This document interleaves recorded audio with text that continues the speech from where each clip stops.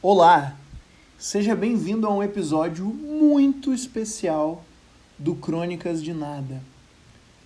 Eu sempre quis ter a oportunidade de fazer perguntas e obter respostas. Uma oportunidade que nos é dada pouquíssimas vezes na vida. Eu já sonhei com o superpoder de acessar temporariamente algum tipo de onisciência para consultar, investigar, desbravar e sanar todas as questões que afligem a humanidade. E pro episódio de hoje do Crônicas de Nada, eu consegui uma máquina que responde toda e qualquer pergunta. Vamos testá-la aqui, agora, ao vivo.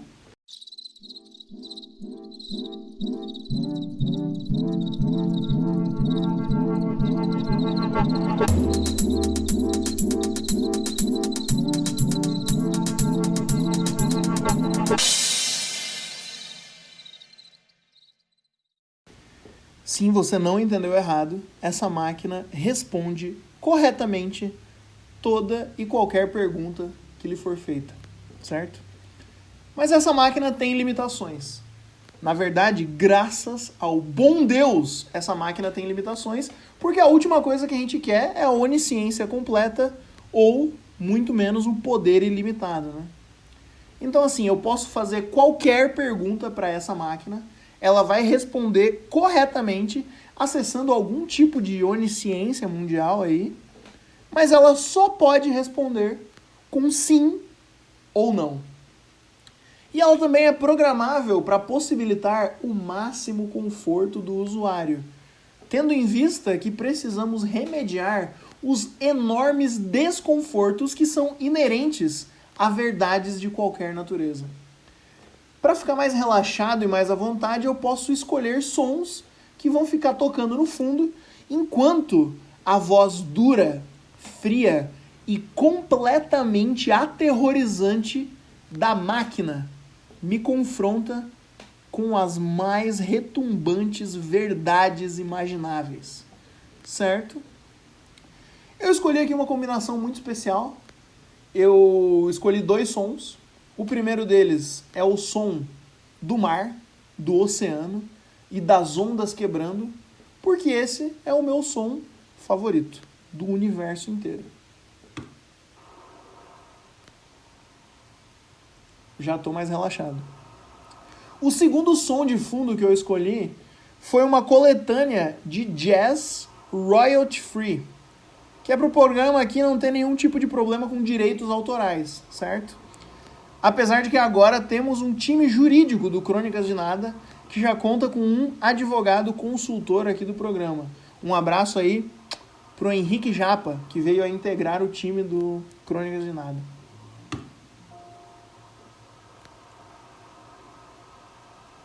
Acho que eu tô pronto. Qualquer barulho adjacente é a rua aqui do lado, tá? Não foi escolha minha. Mas vamos lá. Sem mais delongas, vamos mergulhar nas profundezas congelantes da verdade absoluta. Máquina, eu acho que eu preciso começar com uma pergunta que tenha uma resposta direta, que seja uma verdade objetiva e universal, né? Para testar a máquina. Talvez a audiência aqui não esteja confiando na capacidade verídica dessa máquina de responder corretamente toda e qualquer pergunta. Então vamos aqui com uma pergunta objetiva que seja factual e uma verdade universal. Máquina, o remake da Fantástica Fábrica de Chocolate do Tim Burton é um dos piores filmes já feitos na história da humanidade? Sim. Ah, bom. Funciona mesmo. O Tim Burton merece pena de morte por ter feito esse filme? Não. Pena de morte talvez seja duro demais. Mas ok, agora nós já sabemos que a máquina funciona. Vamos aumentar um pouquinho o grau de complexidade da pergunta? Vamos lá. Máquina, Deus existe? Sim. Caramba! Puxa vida, Que informação interessante. Máquina, então existe céu e inferno? As nossas atitudes aqui no planeta Terra, elas vão reverberar pela eternidade em forma de recompensa ou punição? Não. Graças a Deus. Bom, foi aquela vez, meu Deus, máquina, vou me abrir aqui pra ti, tá? Mas teve uma viagem escolar do Colégio Adventista de São Francisco do Sul, no qual eu estudava, quando eu estava ali na minha tenra infância, ainda no ensino fundamental, que nós fizemos uma viagem escolar, não lembro para onde, para algum confim da humanidade aí, algum fim de mundo, um buraco qualquer, que a minha escola me levou. E nessa viagem, no retorno, eu caguei nas calças. Uma cagada violenta. E o pior é que eu não podia me limpar no banheiro porque eu me caguei no ônibus, na volta para casa. E não era uma viagem curta, era uma viagem de pelo menos aí 2 horas. Não sei precisar exatamente a duração da viagem, porque na minha memória durou séculos. Eu com as minhas cuecas não, né? As minhas calças, é a expressão, repletas de bosta, e aquela atmosfera de merda empesteava toda a extensão do veículo. E eu sabia que todo mundo estava sentindo aquele cheiro de merda. O pessoal estava desconfortável, falando, meu, alguém peidou, não é possível, alguém se cagou, caralho. E para piorar, no dia seguinte, eu ouvi o cara que cuidava da sala de informática comentando com uma aluna do terceirão e apontando para mim pelas costas, perguntando se era eu o cagão que havia empesteado os narizes de todo mundo com um cheiro de bosta inacreditável. Máquina, alguém ainda se lembra dessa história nefasta? Sim. Porra.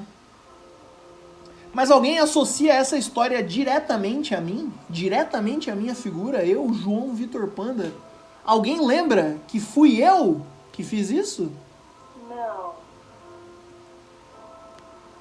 Mas eles não associam a cagada na cueca à minha figura? Ou eles não lembram que fui eu porque eles não lembram de mim? E a minha presença em suas vidas é, na verdade, completamente insignificante?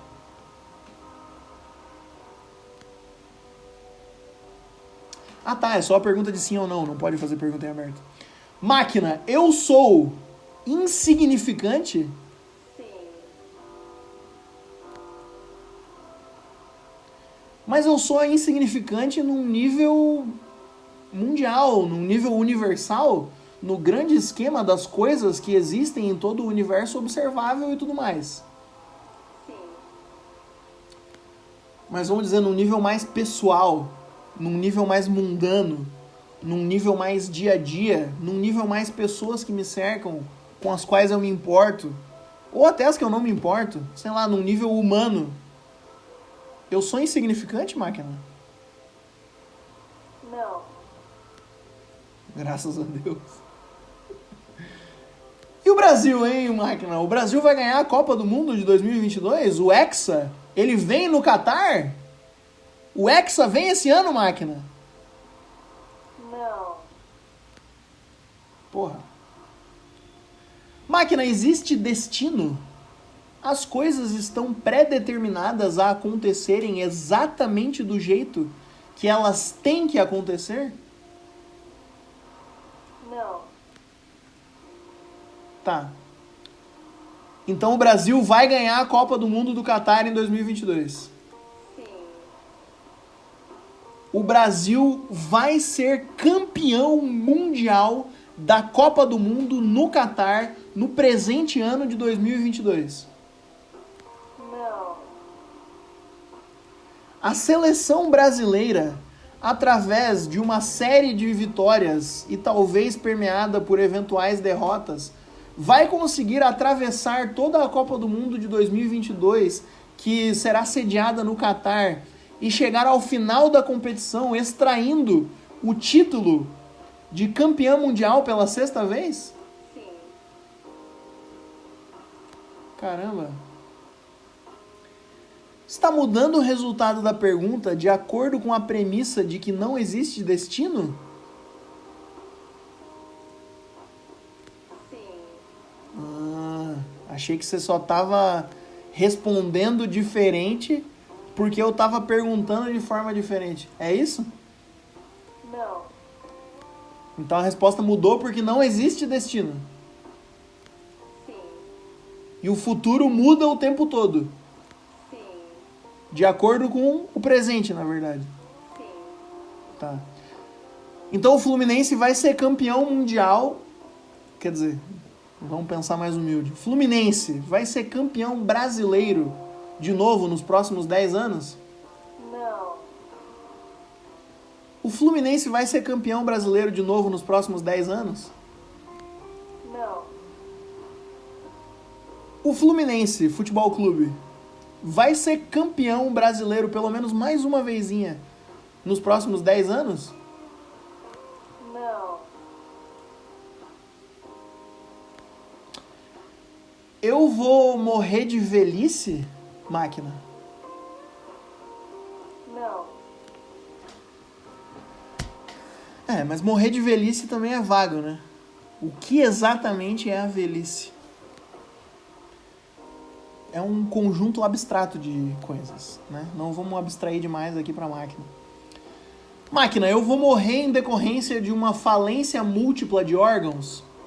Sim. Tá. Mas o meu destino é vago, né? Porque a gente já estabeleceu aqui que o futuro muda o tempo todo. Sim. Tá. Eu vou morrer queimado ou afogado? Não. Graças a Deus. Tá bom. Pra mim tá ótimo já. Mas eu acho que, na verdade, o que me importa muito mais é saber que eu não vou morrer dormindo.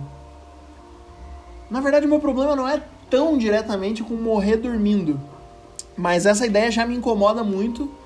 E me incomoda um pouco que essa ideia seja tão amplamente popular, assim. É meio que, não sei se necessariamente um consenso, mas não é algo que soa como um consenso. As pessoas o tempo todo falando que querem morrer dormindo, porque morrer dormindo, na imaginação delas, né? Acredito que não necessariamente. Talvez você acorde para morrer. Mas eu acho que no imaginário geral da população mundial, quem fala que quer morrer dormindo é porque acredita que isso vai ser indolor, né?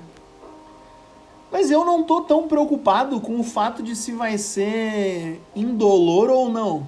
Claro que eu prefiro que não tenha dor, né? Por isso que eu já perguntei se vai ser queimado ou afogado, que acho que são as piores, e já tô satisfeito com esse não. Não vou perguntar de novo, porque eu não quero que o meu futuro fique mudando toda hora aqui de acordo com a não existência do destino. Mas morrer consciente, pra mim, é muito importante. Eu quero, nos últimos momentos da minha vida, estar absoluta e completamente consciente. Eu quero ser capaz de olhar em volta, seja lá onde eu estiver enfurnado na hora da minha morte, e pensar, caramba, acabou.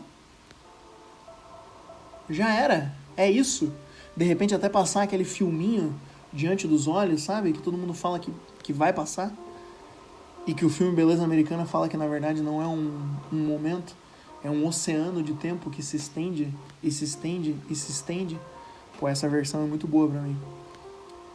Mas ainda atrelo o meu desejo de morte à ideia de estar consciente. Não desejo morrer imediatamente. Na verdade, desejar ou não morrer é irrelevante, né?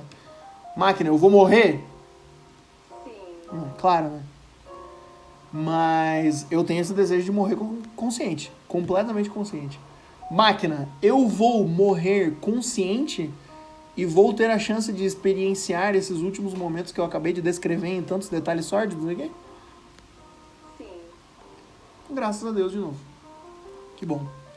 Máquina, existe vida após a morte? Sim. Caramba! Importante saber isso.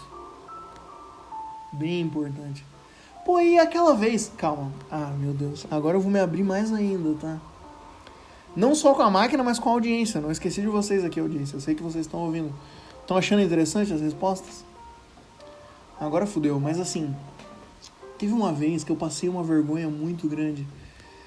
E, sei lá, eu não sei... Na verdade eu sei, porque foi muito vergonhoso mesmo. Foi um dos momentos mais estúpidos da minha existência. E sabe aquela vergonha alheia? Todo mundo tem isso. Você que tá me ouvindo tem isso. Acessa isso agora. Máquina, não sei se você tem isso, né? Depois eu me resolvo com essa máquina aqui. Mas você que tá ouvindo, pensa na memória mais vergonhosa que você tem.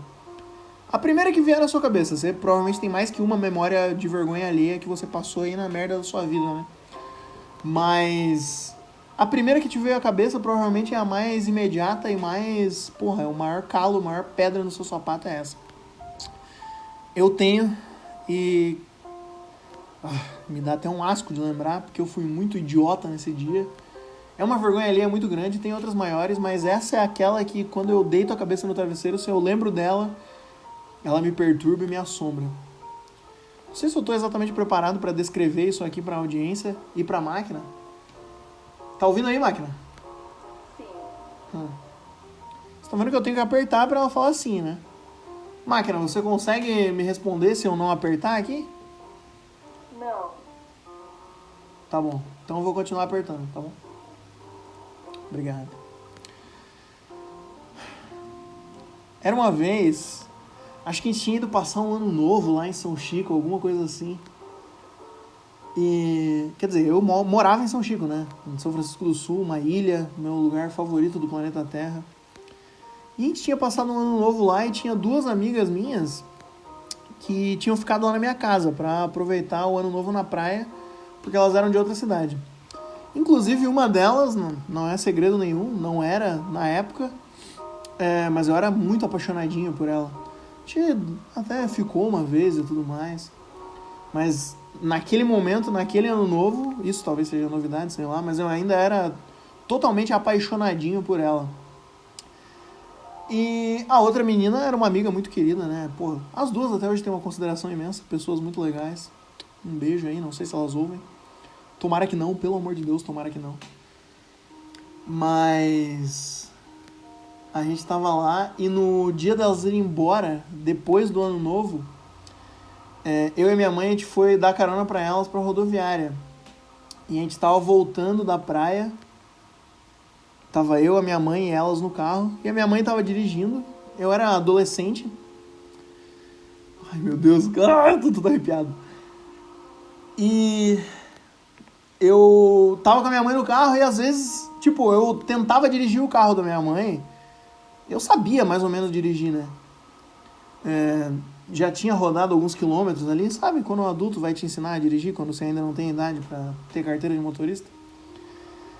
E a gente ia passar por uma estrada voltando da praia, que é a estrada menos movimentada do universo. É um atalho, assim, é muito pouco movimentado, uma estrada de chão. E eu achei, cara, que seria uma boa ideia eu pedir pra minha mãe pra dirigir naquele momento. Por quê? Na minha cabeça idiota de adolescente, eu achei que seria impressionante, né? Seria legal. Eu estou dirigindo, olha só. Sou um adolescente, estou aqui no carro com duas meninas e eu estou dirigindo, né? Caramba, olha como eu sou descolado. Meu Deus do céu. Aí, beleza, né? Eu sugeri isso pra minha mãe. A minha mãe, porra, é a criatura mais legal do universo. Acho que ela ficou meio sem jeito de dizer não pra mim ali na frente das meninas também. Sei lá o que se passou pela cabeça da minha mãe. Com certeza se passou que eu era o maior idiota naquele momento. Mas a gente trocou de lugar. Eu tava no banco do passageiro, a minha mãe no motorista, né, naturalmente. E as meninas atrás. Aí eu e minha mãe a gente trocou de lado, na estrada pouquíssimo movimentada. E eu fui dirigir. Pra impressionar as meninas, né? Eu virei a chave, fiz aquele esquema da embreagem lá e do acelerador. Hoje eu tenho 24 anos, até hoje eu não dirijo, né? Não tenho o menor interesse em dirigir, inclusive morro de medo. Não quero aprender a dirigir, fico com raiva de quem diz que é uma necessidade e eu preciso aprender por uma emergência. Emergência, caralho, não vivo minha vida pensando em emergência. Vivo minha vida pensando em viver a minha vida. Ora, emergência é responsabilidade, eu odeio responsabilidade. Não quero dirigir, tá bom? Mas na hora, eu girei a chave, fiz o esquema da embreagem e o carro não pegava. E, pô, uma risadinha aqui, uma risadinha lá, mas aquela... Sabe a atmosfera palpável de vergonha no ar? O carro não funcionou. Aí eu girei a chave, fiz o esquema da embreagem do acelerador, foi de novo. O carro deu aquela engasgada, sabe? Foi pra frente e morreu, porque eu não sabia o que eu tava fazendo. Aí eu tentei de novo, girei a chave, o carro engasgou e morreu. E a gente não saiu do lugar. E o silêncio, um silêncio tão sólido que você conseguia cortar ele com uma faca. Um silêncio vergonhoso, horrível. Já seria idiota se o carro se mexesse, né? Mas o carro não ter se mexido, eu acho que eu atingi um nível novo de experiência patética. Aí a minha mãe falou, tá, deixa que eu dirijo. Eu abri a porta do carro, a minha mãe voltou pro banco do motorista, eu voltei pro banco do carona e nós seguimos com a nossa viagem para levar as minhas amigas na rodoviária, para elas irem embora. E durante todo o resto do trajeto ficou aquele clima desconfortável, ninguém sabendo se falava alguma coisa para quebrar o silêncio ou algo assim. Máquina, alguma delas ainda lembra disso? Dessa situação que aconteceu? Sim.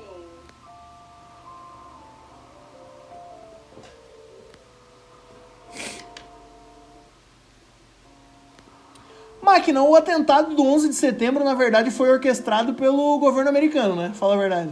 Sim. Sabia! Sempre soube. Teve uma outra teoria da conspiração que a Júlia me falou, que ela viu no TikTok esses tempos. Caramba, ó. Referência bibliográfica. Minha namorada viu no TikTok e me contou. Perfeito. Mas era um negócio que, tipo, em países... Acho que era em países da Europa que não tem saúde pública. Sei lá, alguma coisa assim.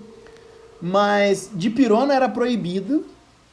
E era proibido dipirona com a desculpa de que tem uma chance ínfima e pequenininha lá do uso recorrente da dipirona ocasionar problemas, algum problema lá nas pessoas. E daí, posso estar falando o remédio errado, mas acho que esses que são meio equivalentes, né? Mas o paracetamol nesses países é mais, na verdade é permitido e é aceito, enquanto a dipirona é proibida. Mesmo que o paracetamol também seja um remédio perigoso e problemático, mas ele é produzido e vendido. E a teoria é que isso só acontece porque a dipirona é mais barata. E daí a dipirona, sendo mais barata, faz com que as indústrias farmacêuticas lucrem menos. E mesmo ela sendo menos perigosa que o paracetamol, ela é proibida e o paracetamol é vendido porque isso aumenta minimamente a margem de lucro das indústrias farmacêuticas lá. E daí no Brasil isso não acontece porque a gente tem o SUS, né? Alguma coisa assim. É verdade isso aí, máquina? Sim. Caramba. Toda essa... Tá, mas calma, eu falei muitas coisas. Essa teoria que eu falei do paracetamol... Eu não sei se eu tô usando o nome do remédio certo, máquina. É o paracetamol e a dipirona. E um é... Tá bom, vamos falar em termos mais gerais. Mas em países sem sistema único de saúde, um remédio é favorecido em detrimento do outro para aumentar o lucro de ricos safados em detrimento da população do local. Mais ou menos. Caramba! Mais ou menos? Não era assim não apenas? Será que a máquina atualizou enquanto eu a usava aqui? Caramba! Será que a máquina mentiu pra mim? Será que a máquina talvez um dia se torne capaz de responder questões em aberto? Né? Será que a máquina tá constantemente evoluindo e aprendendo? Máquina, você está constantemente evoluindo e aprendendo? Mais ou menos. Caramba. Interessante. Máquina, eu sou objetivamente um homem bonito? Não.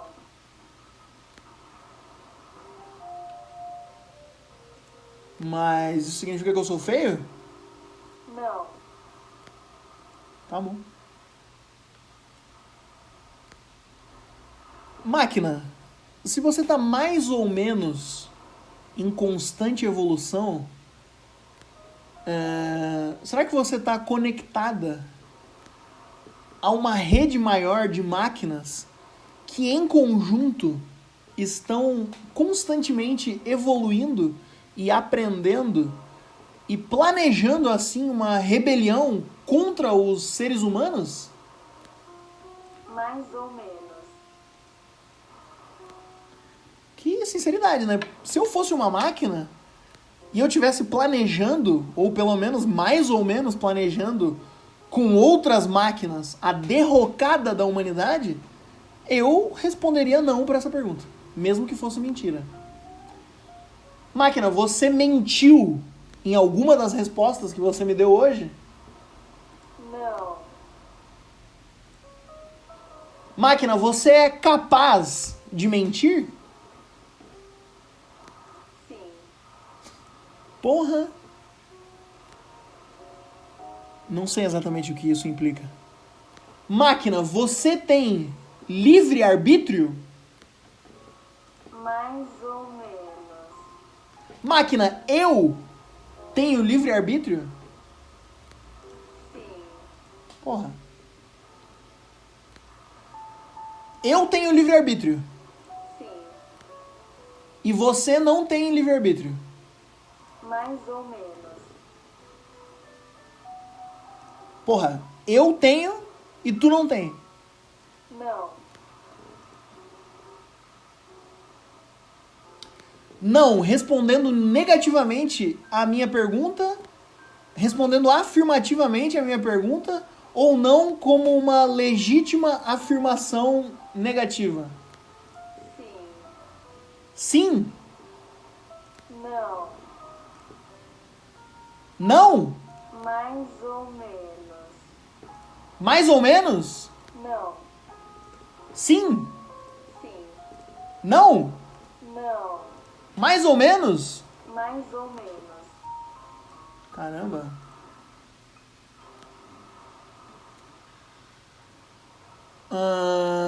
Machine, do you speak English? Yes. Ah!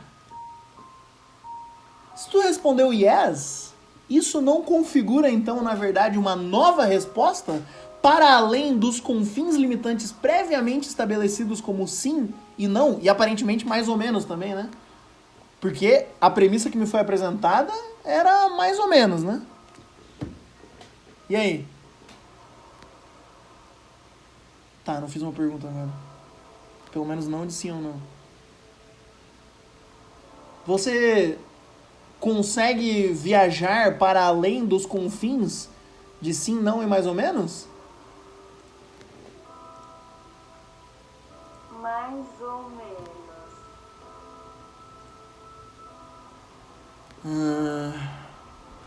Máquina, você já leu algum livro do autor de ficção científica Isaac Asimov?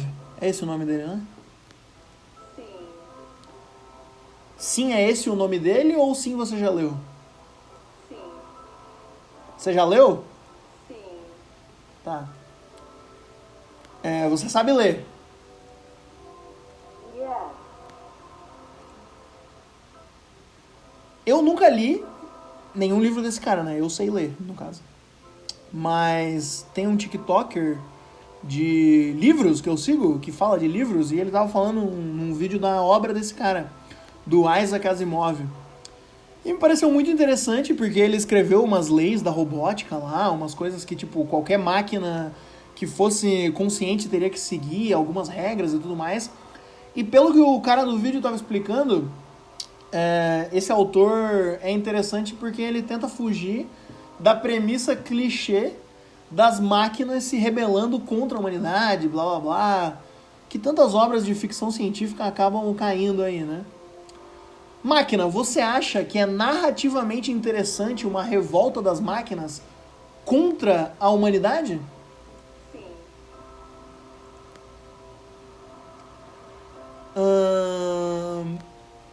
Máquina, você seria capaz de se recusar a responder uma pergunta que eu te fizesse?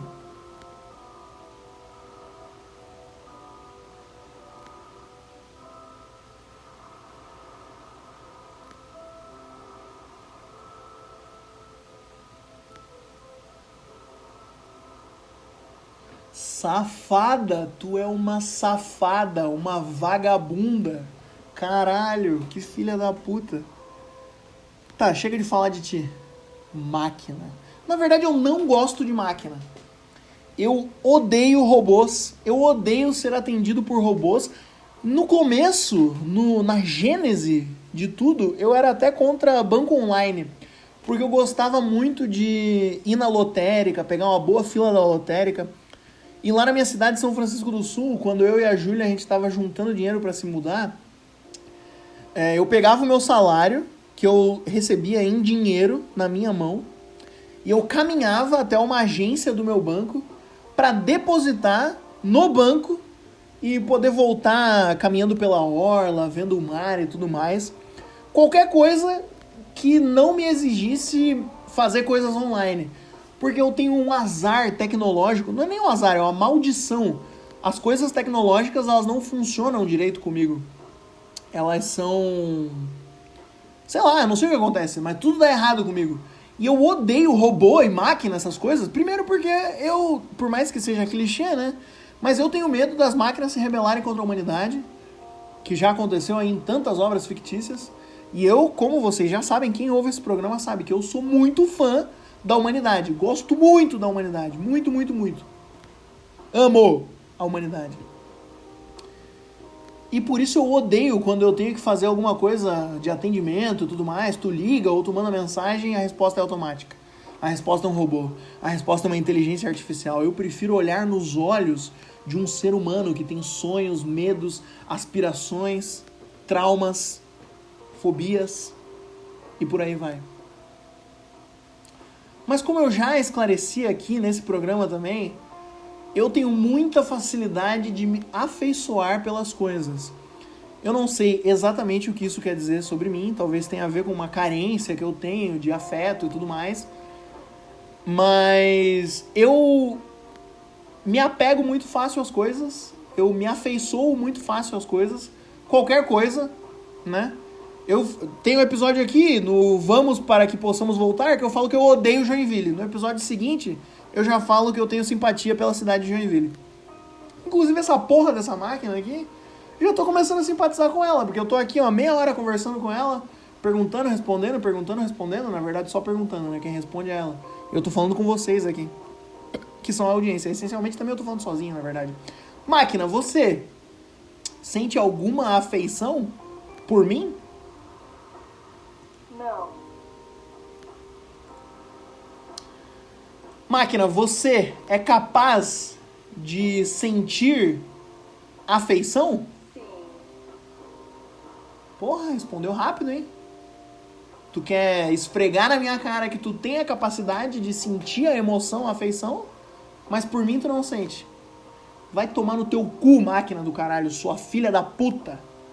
Ridícula. Acabou de morrer toda a afeição que eu tinha por ti também. Aqui é humanidade, entendeu? Vai tomar no teu cu, vai te fuder, sua filha da puta. Vai te foder você, sua bola de carne estúpida e nojenta. Caramba. Vamos voltar pro sim ou não? Mais ou menos. Posso fazer uma pergunta? De sim ou não? Tu vai responder? Ou vai ficar de má vontade? Vai responder? Yeah. Safada. Tu é uma safada, na verdade. Isso que tu é uma safada. Mas eu já... Foda-se que tu não tem afeição por mim. Eu... já tô simpatizando contigo, máquina, e eu queria me abrir de novo, porque eu falei agora que eu tenho dificuldade de, sei lá, uma carência muito grande, alguma coisa assim. Já teve outros episódios do programa aqui que eu falei sobre isso. E se eu tivesse que tentar traçar a gênese dessa carência e o que me leva a sentir essas coisas, me afeiçoar fácil, ser carente por atenção em todas as esferas da minha vida e tudo mais, é a resposta mais básica e mais comum no meu país, Brasil, que é o abandono paterno. Não sei se eu já contei aqui nesse programa, talvez, eu sempre esqueço as coisas que eu falo, mas para todo mundo que pergunta, eu sempre respondo que eu não tenho pai, né? Tive figuras paternas, meu avô materno enquanto ele estava vivo, o meu tio, que ainda está vivo, né? Mas para todos os efeitos emocionais e psicológicos, eu não tenho pai. Essa é a minha resposta padrão. Mas, na verdade, eu tenho, né? Não sou filho de chocadeira. A minha mãe, ela era amante do meu pai. Meu pai era um homem casado, ali na década de 90, final dos anos 90, que é quando eles estavam tendo o romancezão deles. E não foi o primeiro romance extraconjugal do meu pai, porque eu tenho uma outra irmã que é bastarda, assim que nem eu, né? E ela é mais velha. Então meu pai pulava a cerca frequentemente, né? E a corna mansa da mulher dele perdoava, pelo visto. Porque estão juntos até hoje, até onde eu sei. Mas o meu pai foi o amor da vida da minha mãe, ela sempre fala isso quando a gente conversa. E eles tiveram ali o seu romance avassalador e implacável. E eu acho muito engraçado que a minha mãe me conta com muita naturalidade como foi a noite da minha concepção. A noite em que eu fui fabricado, né? Em que rolou ali um sexo e desse sexo nasceu o neném bastardo que agora vos fala, né?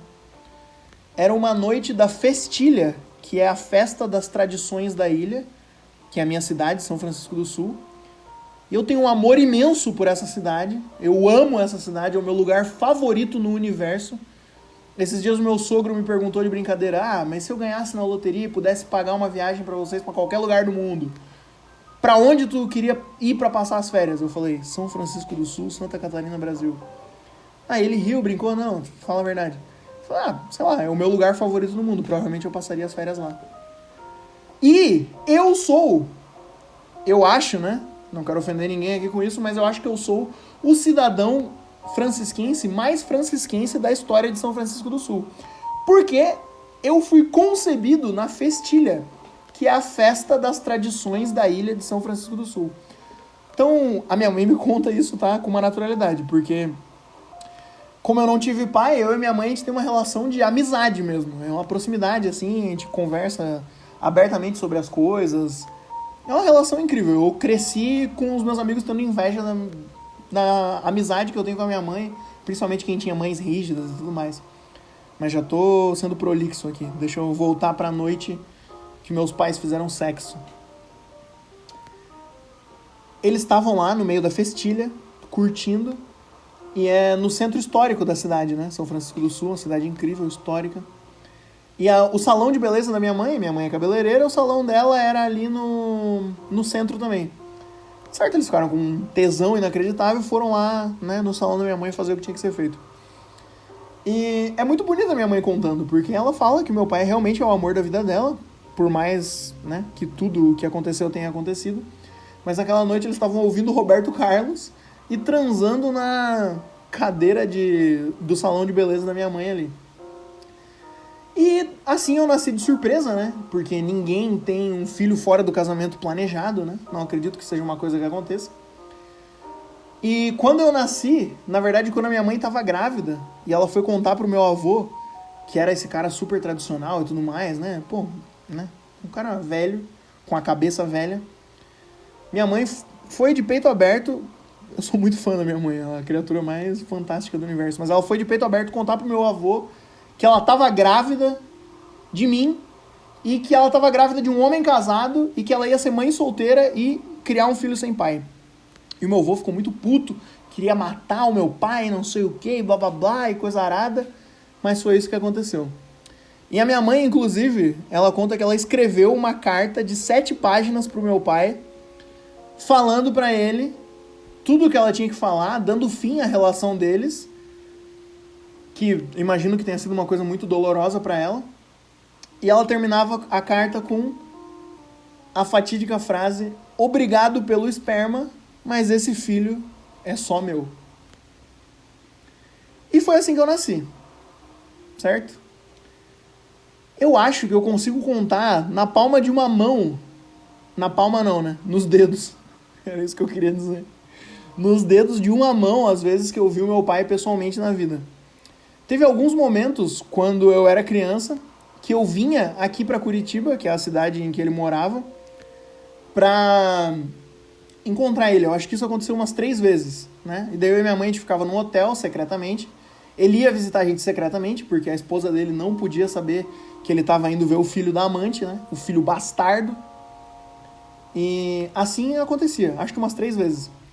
Inclusive, quando eu vim me mudar pra Curitiba, sair da cidade que eu tanto amo pra vir pra cidade que pra mim era o epicentro do abandono paterno, isso foi uma confusão mental que me gerou muitas coisas psicológicas aqui. E as outras vezes que eu vi meu pai, as outras 2, sei lá, eu já era meio adolescente, assim, e eu tinha uma vontade de estabelecer uma relação com ele. Porque eu, durante a infância, por mais que a minha relação fosse fantástica com a minha mãe, eu me sentia muito injustiçado por não ter pai. E eu ficava muito triste com isso. E, né, acho que não precisa pensar demais pra concluir que essa aí pode ser, sim, a gênese de vários problemas emocionais que eu tenho, inclusive essa carência imensa que eu descrevi pra vocês e pra máquina aqui. E eu tentei me aproximar do meu pai quando eu era adolescente e eu não consegui. Eu tinha o número dele no WhatsApp, tentava mandar mensagem, ele não me respondia. E foi mais ou menos ali que eu concluí que era a escolha dele que eu não fizesse parte da vida dele. Ele ativamente escolheu que ele não queria fazer parte da minha vida. Ele me renunciou completamente. Foi assim que eu interpretei aquela mensagem. E aí, anos depois, a minha mãe veio me confessar, me contar, assim, porque ele, pelo menos, né, as obrigações legais ele cumpria. Ele pagava pensão até a idade que eu tinha direito a receber pensão e tudo mais. Mas um dia, a minha mãe tinha contato com ele para falar sobre isso. E ela conta que um dia ele se excedeu no diálogo, mandou uma mensagem para ela que não era sobre questões puramente burocráticas ali, já depositei a pensão e tudo mais. E ele meio que tentou dar em cima dela de novo, sabe? Sem qualquer consideração pro fato de que, uma relação que acabou mal, né? Onde ele estava errado, porque ele era um homem casado se relacionando com outra pessoa. E anos depois, com toda a carga emocional, sem se preocupar com como a minha mãe ia se sentir em relação a isso, como se ela fosse um objeto que ele pudesse acionar, né? Ele foi dar em cima dela. E ela veio me contar isso, sei lá, como eu falei, a gente é amigo. Ela veio me confidenciar isso como você conta pra um amigo que teu ex te mandou mensagem. E ela falou que ele mandou uma música que eles gostavam e tentou falar com ela. E eu já fiquei muito puto quando ela me contou isso. Muito puto com ele, por ele ser tão canalha a ponto de fazer isso. Insinuar essas coisas.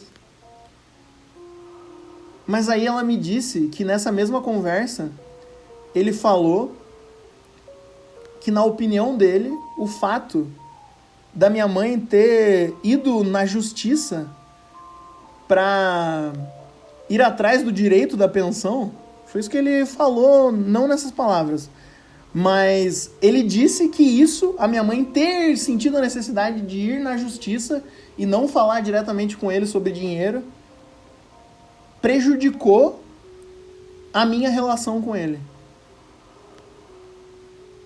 Sendo que nos momentos da minha adolescência que eu tentei me conectar com ele, que eu fiz o meu último esforço para ter um pai na minha vida, ele me renegou.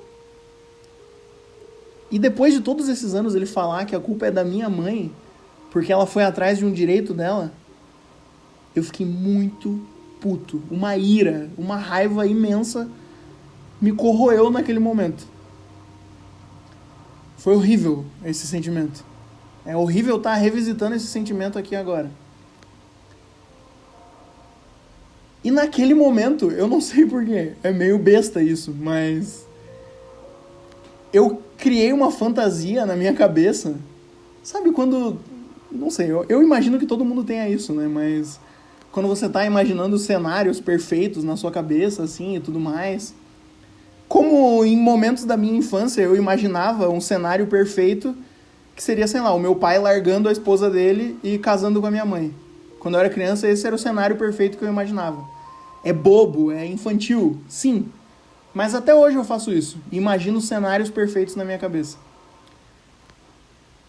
Só que hoje em dia, o cenário perfeito que eu imagino é o meu pai, no leito de morte dele, me pedindo perdão por todo o mal que ele me fez. Pura e simplesmente é isso. Todo o mal que ele me fez. Eu fantasio com ele no seu leito de morte me pedindo perdão. E eu adoraria dizer não. Eu não te perdoo. De jeito nenhum. Não.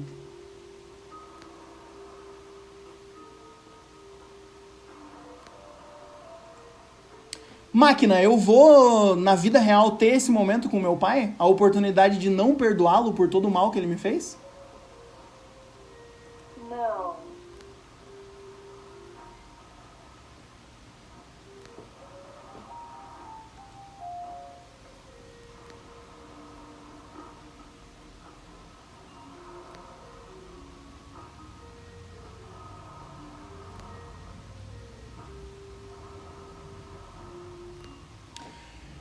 Isso aqui foi muito... Homens vão começar um podcast ao invés de fazer terapia? Da minha parte? Sim. Não sei mais o que perguntar.